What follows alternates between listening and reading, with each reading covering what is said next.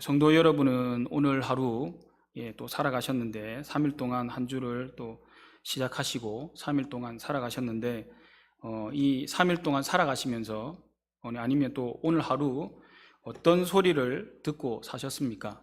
그리고 어떤 소리에 영향을 받고 그렇게 사셨습니까? 일상 속에서 많은 소리가 들립니다. 세상 속에서도 많은 소리를 듣고 삽니다. 그래서 우리의 마음이 그 소리를 통해서 분주하고 많은 생각들이 일어나는 것들을 보게 됩니다. 그럼에도 불구하고 그 가운데 여러분들은 오늘 하루 그리고 이 3일을 살아가면서 하나님의 소리, 음성을 얼마나 듣고 사셨습니까? 한번 또 돌아보는 시간이 되었으면 좋겠습니다. 오늘 본문의 말씀을 통해서 광야길에 들어서는 다윗의 일행을 우리가 발견하게 됩니다. 그리고 그 문턱에서 다윗은 자신을 배웅하는 두 사람을 만나게 되는데요.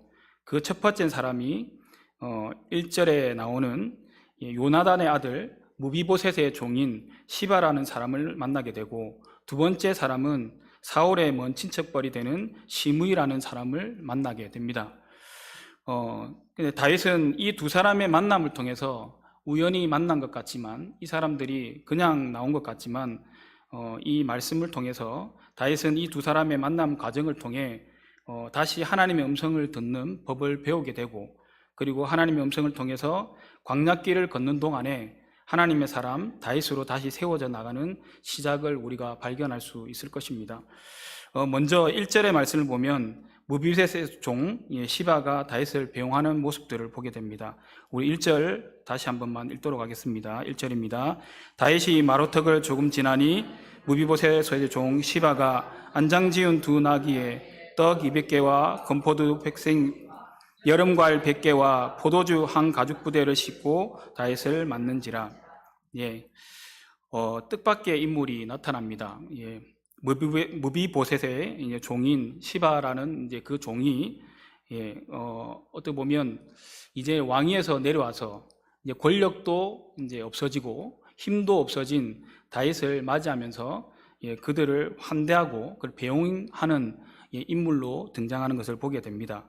또 그냥 나온 것이 아니고 왕이시여 잘 가라고 이렇게 배웅하는 그 정도가 아니고, 안장을 지운 두 나귀에 그리고 떡 200개와 건포도 100송이와 여름과일 100개와 포도주 한 가죽 부대를 싣고 다윗을 맞이하는 것을 보게 됩니다. 이제 광야길로 접어드는 이 다윗에게는 어떻게 보면 급하게 도망쳐 나와서 뭘 챙기거나 그렇게 준비할 시간이 없었을 다윗에게 어쩌 보면 자기에게 가장 필요한 것들을 공급해주는 공급자로 이 사람이 나타났을지도 모르겠습니다. 그래서 2절부터 3절까지 말씀 보면 시바와 그리고 다윗이 나누는 대화가 나옵니다. 왕이 시바에게 이르되 내가 무슨 뜻으로 이것을 가져왔느냐고 이렇게 얘기하는 것을 보게 됩니다. 그 종이 나타나서 이제 자기를 배웅하는 것은 좋았는데, 근데 그 종의 주인인 무비보셋은 자기가 어떻게 보면 가장 가까운 사람인데 그 사람의 모습은 보이지 않고 종인 시바만 나타나서 좀 의아해하는 그런 다윗의 모습을 보게 됩니다. 그래서 내가 무슨 뜻으로 이것을 가져왔느냐라고 물으면서 하니까 시바가 이르되 나귀는 왕의 가족들이 타게 하고 떡과 과일은 청년들이 먹게 하고 포도주는 들에서 피곤한 자들에게 마시게 하려 함이니이다 라고 이렇게 얘기하는 것을 보게 됩니다. 얼마나 고마운 사람입니까? 지금 쫓겨가지고 도망하는 신세에 있는 다윗에게 이렇게 많은 것들을 준비해가지고 광야길에 들어서는 다윗 일행에게 이것은 이럴 때 쓰시고 이것은 이럴 때 쓰셔서 요긴하게 사용했으면 좋겠습니다 라고 이렇게 준비해서 오는 사람이면 다윗에게는 참 힘이 되고 정말 이제 좋은 마음을 가지게 하는 일들이었을 것입니다. 그리고서 3절에 보니까 왕이 이르되 내 주인의 아들은 어디 있느냐라고 이렇게 묻습니다. 자기가 어찌 보면 이 사람도 반가운 사람이겠지만, 그리고 자기의 가장 가까운 친구와 같았던 요나단의 아들이 무비보셋이 보이지 않으니까 이렇게 묻습니다. 그랬더니 시바가 이렇게 얘기합니다. 왕께 아뢰되 예루살렘에 있는데 그가 말하기를 이스라엘 족속이 오늘 내 아버지의 나라를 내게 돌리리라 하나이다 하는지라. 시바에게 뜻밖의 소식을 듣습니다. 이 무비보셋, 왜 나오지 않았지? 얘는 나오지 않을 이유가 없을 텐데, 나를 맞이할, 다른 사람은 몰라도 얘는 나를 맞이하러 왔을 건데, 라고 그렇게 생각했을 것인데, 무비보셋이 보이지 않고 종만 보이니 물었더니 뜻밖의 생각지도 못한 이야기를 듣게 됩니다. 이 무비보셋이 이제 다윗이 없어지고 다윗이 왕권에서 내려왔으니까 이제 아버지의 그 권력들, 가지고 있던 그 권세들을 우리 사울의 집안이, 이제 우리 집안이 이것을 가질 수 있겠다라고 또 다른 기회를 삼을 수 있겠다라고 생각하여서 예루살렘의 이스라엘 족속에게 머물러 있다라고 이렇게 소식을 전하는 것들을 보게 됩니다. 그랬더니 여기에는 나타나지 않지만 여기 4절의 말씀을 통해서 이 다윗의 마음이 어떠한 심경을 가지고 있었는지, 그리고 어떤 마음을 가지고 있었는지 우리가 충분히 알 수 있을 것 같습니다. 4절을 같이 한번 읽도록 하겠습니다. 4절입니다. 시작. 왕이 시바에게 이르되 무비보셋에게 있는 것이 다 내 것이니라 하니라. 시바가 이르되 내가 절하나이다. 내 주 왕이여 내가 왕 앞에서 은혜를 입게 하옵소서 하니라. 기분이 많이 상한 것 같습니다. 그리고 섭섭했던 것 같습니다. 그래서 성원한 마음에, 그리고 상한 마음에 그가 가지고 있는, 무비보셋이 가지고 있는 모든 이런 권력들이나 가지고 있는 재산들이나 가지고 있는 모든 것들을 여기 종인 시바에게 모두 주겠다. 너의 것이다. 이제 네가 가져라. 라고 이렇게 선포하는 내용들을 보게 됩니다. 우리가 하나님의 음성을 들으려면, 그리고 우리가 이 다윗의 모습을 통해서 진정으로 하나님의 음성이 되어지고 아까 말씀드린 대로 하나님의 사람으로 다시 세워지려고 하면 이런 과정들이 필요한 것 같습니다. 우리가 아직도 다윗을 보면 분별하지 못하는 일들을 통해서, 이게 나중에 보면 다 뒤쪽에 가면 실수하는 부분들이 되는데, 이것들이 거짓말인지 진실인지, 그리고 자기가 그렇게 믿고 있었다면, 그리고 가깝게 여기고 그렇게 마음에 둔 사람이면 의심할 법도 하고, 그리고 이 사람이 왜 그랬을까라고 생각도 할 법도 한데, 다윗이 시바에게 말하기를 무비보셋에게 있는 것이 다 내 것이 되었다라고 이렇게 선포하는 부분들을 보게 됩니다. 이것이 왜 중요하냐면 다윗이 예전에 요나단이 죽기 전에 요나단과 함께 언약을 맺고 맹세한 부분들도 있고, 그리고 나중에 왕위에 올랐을 때에 무비보셋을 만났을 때에 무비보셋과 함께 이렇게 약속하고 하나님 앞에 맹세한 부분들이 있거든요. 어떻게 보면 이 맹세가 그냥 우리 사람의 약속이 아니고 하나님 앞에 맺은 언약이기 때문에 이것은 우리가 어겨서는 안 되고, 그리고 자기 마음대로 이걸 파기해서는 안 되는 그런 것들입니다. 그럼에도 불구하고 아직도 다윗에게 하나님과 멀어져 있을 때에 자기의 자아가 아직도 남아있고, 그리고 자기가 죽지 못해서 이렇게 자기의 감정대로 행하는 다윗의 실수들을 보게 됩니다. 왜 실수이냐면 이것이 4절이 진실이 아니고 거짓된 것을 보게 됩니다. 우리 한번 찾아서 읽도록 하겠습니다. 사무엘하 두 장만 넘기면 됩니다. 사무엘하 19장 24절에서 27절까지의 말씀 함께 같이 한번 읽어봤으면 좋겠습니다.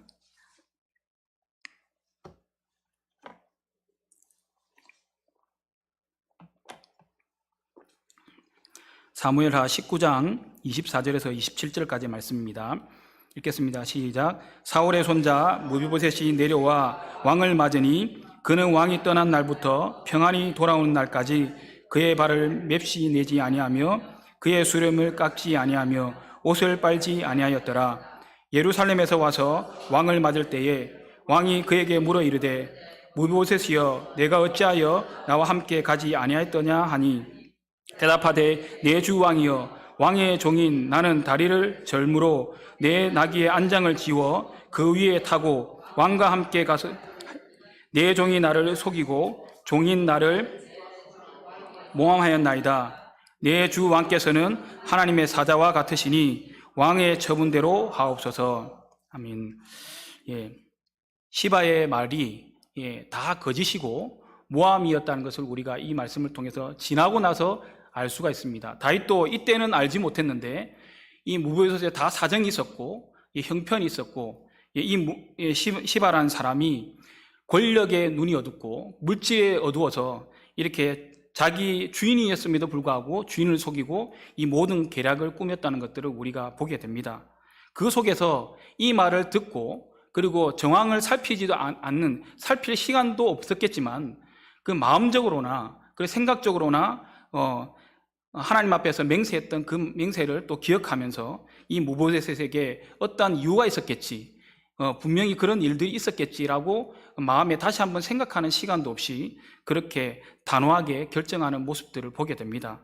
어떠한 약속이 있었는지 다시 한번 우리 한번 살펴봤으면 좋겠습니다. 먼저 요나단과의 맺은 언약이 말씀이 있는데 사무엘상 20장 42절 말씀입니다.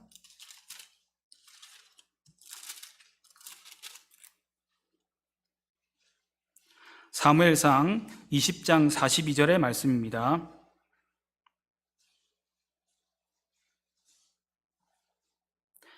같이 읽겠습니다. 요나단이 다윗에게 이르되 평안히 가라. 우리 두 사람이 여호와의 이름으로 맹세하여 이르기를 여호와께서 영원히 나와 너 사이에 계시고 내 자손과 내 자손 사이에 계시리 하였던 하니 다윗은 일어나 떠나고 요나단은 성읍으로 들어가니라. 아멘. 또 한 구절 더 찾겠습니다. 사무엘하 9장 7절의 말씀입니다. 사무엘하 9장 7절의 말씀입니다.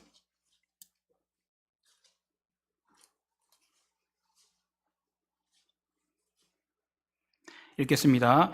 다윗이 그에게 이르되 무서워하지 말라. 내가 반드시 내 아버지 요나단으로 말미암아 내게 은총을 베풀리라. 내가 내 할아버지 사울의 모든 밭을 다 내게로 도로 주겠고 또 너는 항상 내 상에서 떡을 먹을지니라 하니. 아멘. 이런 맹세를 하나님 앞에서 이제 했던 두 사람입니다.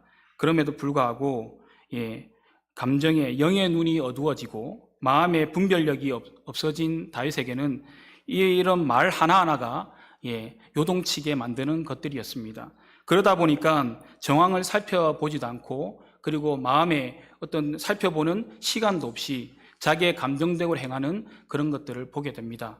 우리도 제가 서두에 오늘 하루 그리고 3일 동안 어떤 소리를 듣고 사시고 어떤 소리에 영향을 받고 사셨습니까? 라고 질문을 드렸는데 여러분들은 한번 마음으로 한번 대답해 보시기 바랍니다. 내가 어떤 소리를 많이 듣고 살고 그리고 살았고 그리고 어떤 소리에 내 마음이 요동치고 있는지 요동쳐 왔는지 한번 또 살펴보는 시간들이 되었으면 좋겠습니다. 그래서 아직도 자기의 마음이 그리고 회복되지 못하는, 회복돼 가고 있지만 그 과정 가운데 하나님의 음성을 듣기까지 이 다윗은 자기의 어떤 모습을 직면할 수 있었을 것입니다.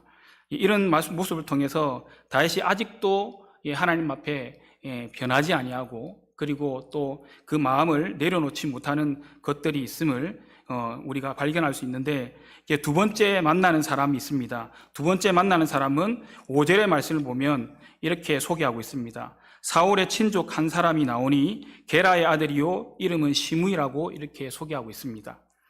사울의 집안입니다. 둘 다 사울의 집안인데 그런데 그 앞에 있던 사람은 자기 친족과 같은, 비록 사울의 집안이지만 자기에게 협력하고 그리고 자기에게 아주 우호적인 집안의 그리고 요나단의 아들인 무보셋이었고, 그래 두 번째 만났던 사람은 이 사람도 사울의 집안인데 이 사람은 어떻게 배웅을 하냐면 앞에 시바가 배웅했던 것하고 정 180도 다른 그런 배웅으로 다윗을 맞이하는 것들을 보게 됩니다.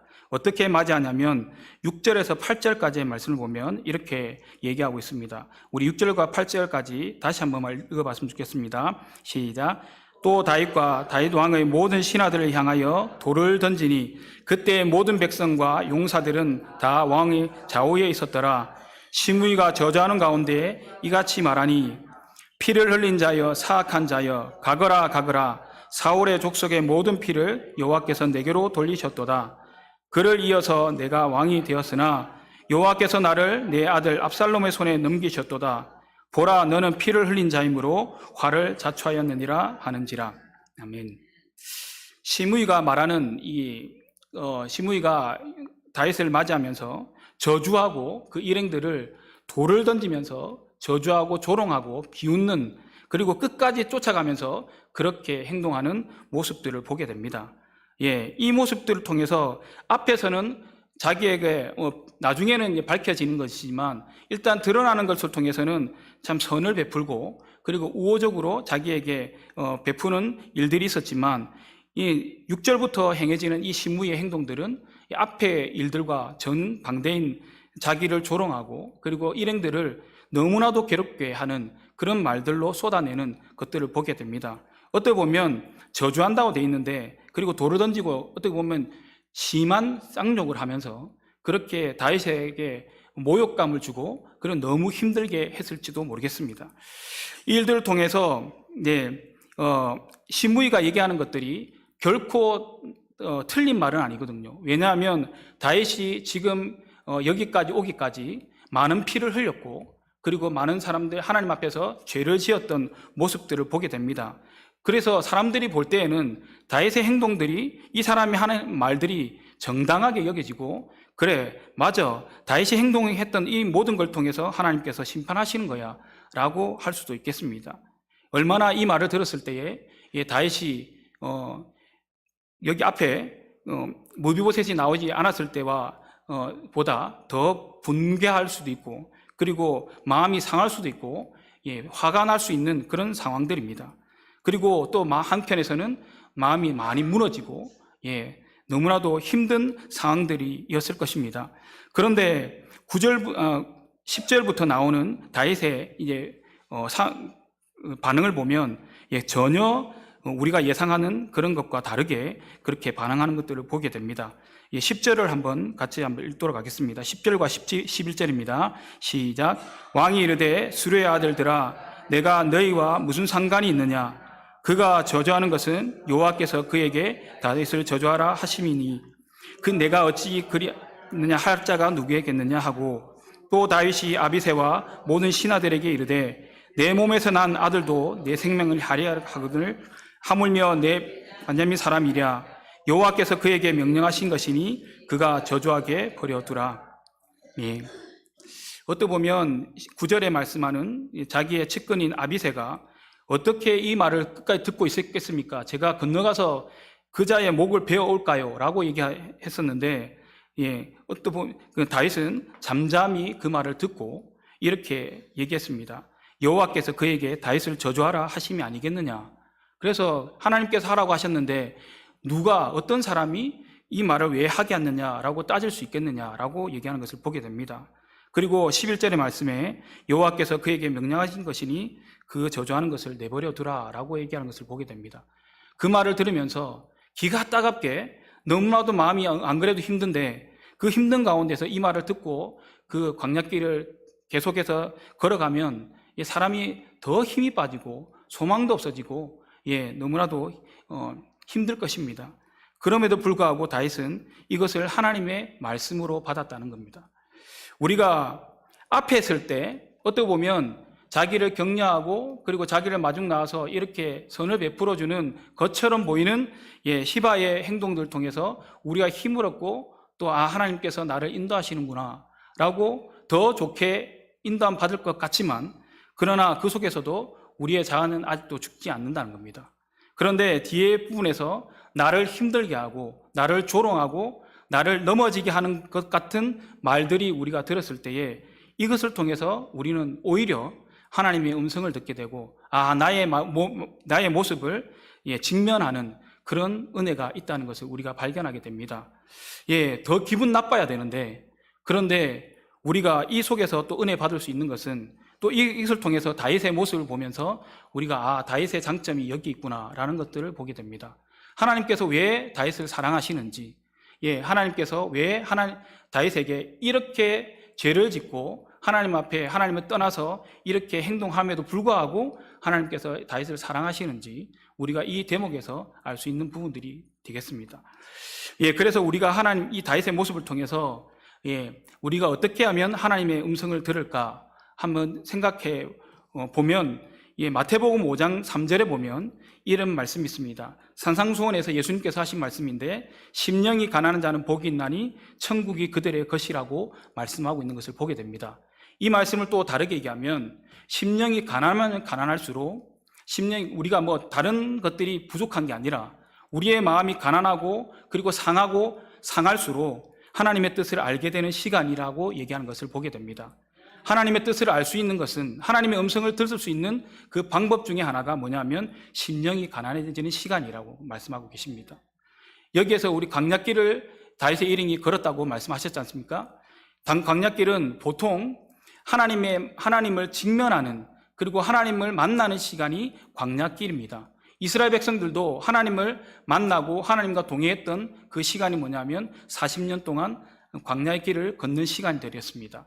그래서 하나님께서 어떤 말씀을 하시고, 또 어떻게 인도하시고, 어떻게 고쳐가시고, 그리고 어떻게 이스라엘 백성들을 세워나가시는지를 우리가 광야길에서 이스라엘 백성들을 통해서 하나님을 우리가 만날 수 있는 것처럼, 이 다윗도 마찬가지로 광야길에 비록 들어섰지만 그 사정이 너무나도 암담하고 그리고 좌절되는, 실망되는, 절망 가운데 있는 그런 모습들이지만, 그렇지만 광야길에서 이 시므이의 말을 들으면서 다시 한번 하나님 앞에 음성을 듣게 되고, 그 음성을 통해서 광야길을 걸으면서 소망의 길을 다시 한번 걷게 되는 다윗의 모습을 우리가 발견하게 됩니다.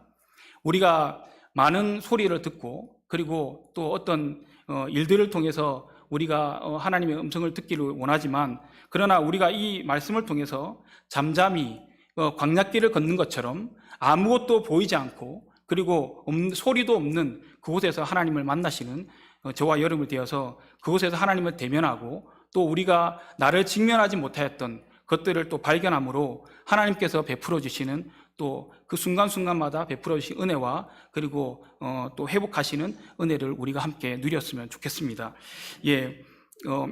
그래서 사도 바울 오늘 말씀에서 기록하고 있는 것이 또 다시 고백하고 있는 다윗의 모습을 보게 되는데, 12절의 말씀을 보면 이렇게 다윗이 고백을 합니다. 그 가운데 이렇게 고백하는데 함께 읽겠습니다. 12절입니다. 시작.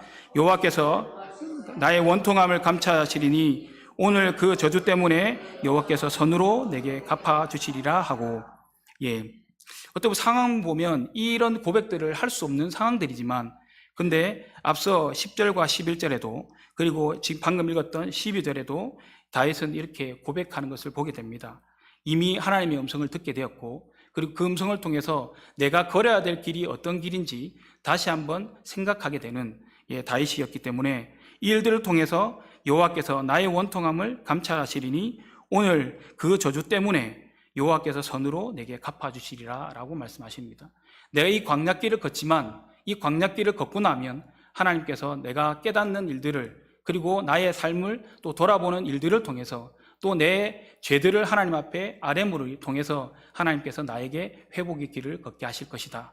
그리고 나를 인도하셔서 하나님의 길 가운데 나를 세워주실 거라는 그 소망의 고백을 다윗이 고백하는 것을 보게 됩니다.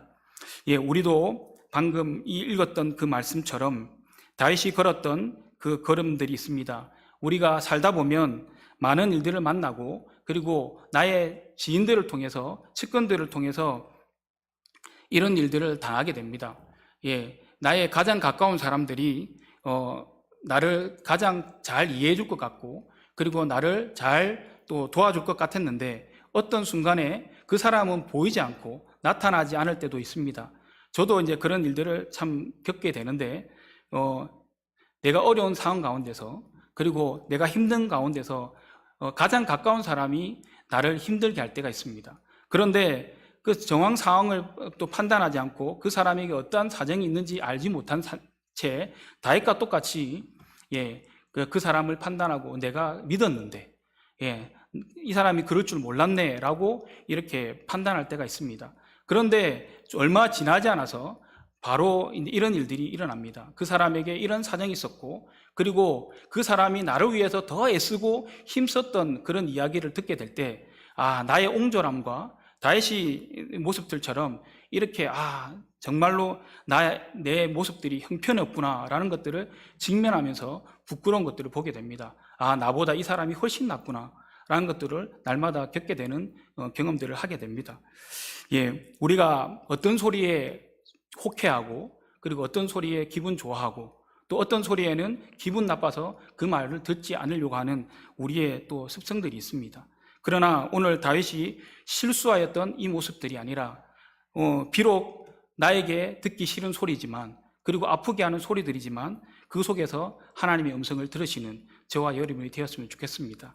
그래서 요동치 아니하고, 그리고 하나님께서 나를 회복케 하시는 그 자리로 나아가서 하나님과 대면하고, 그리고 하나님과 동행하는 저와 여러분이 되어서 그 광야길이 고난의 길만이 아닌 하나님을 만나는 자리가 되어지는 저와 여러분이 되어서 오늘 하루도, 그리고 내일부터 시작되어지는 남은 일주일 가운데서도 그렇게 살아가시는 저와 여러분이 되기를 간절히 소망합니다. 기도하시겠습니다.